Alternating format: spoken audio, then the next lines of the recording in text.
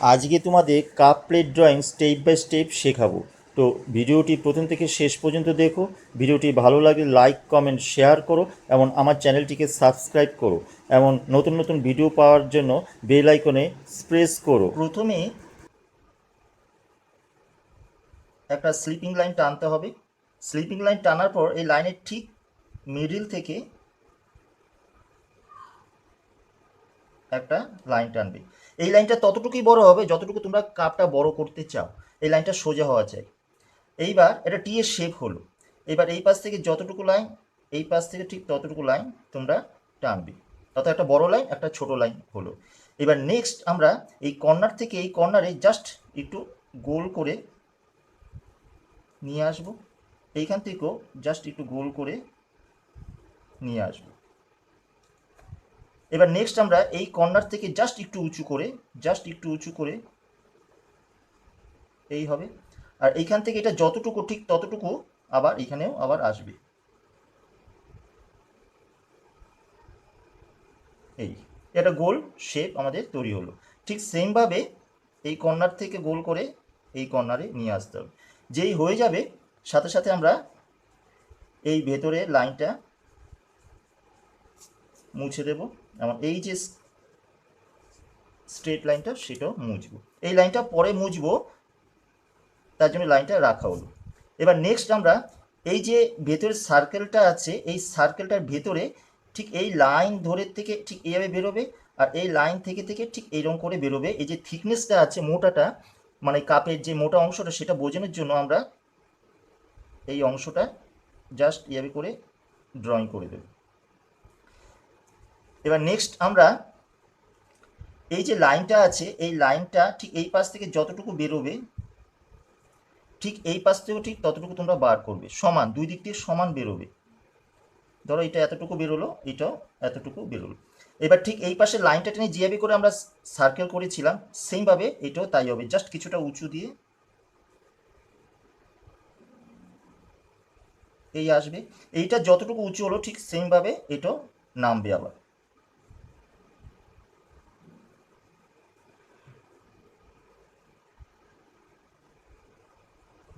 এই এবার যেই হয়ে যাবে এই লাইনটা, এই ভেতরের লাইনটা আমরা মুছে দেব। মুছে দেওয়ার পর সেইমভাবে ভেতর দিয়ে যে আমরা সার্কেল করেছিলাম এই মোটা অংশটা বোঝার জন্য সেই প্লেটেরও আমরা এই মোটা অংশটা সেইমভাবে এই লাইন দিয়ে এইভাবে আসছে। আর এই লাইন হয়ে ঠিক এইভাবে আসবে।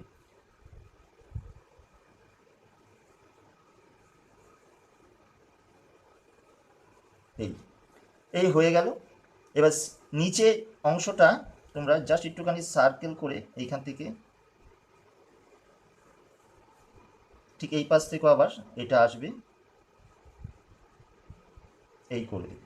এবার এই যে মিডল লাইনটা ছিল এই লাইনের এই পাশে যতটুকু ঠিক ততটুকু আবার এই পাশে থেকে ছোট্ট একটুখানি একটা লাইন টেনে তোমার নিচের যে বসার প্লেটে সেটা বুঝিয়ে দিতে হবে। এই হলো আমাদের পুরো প্লেটের ড্রয়িংটা।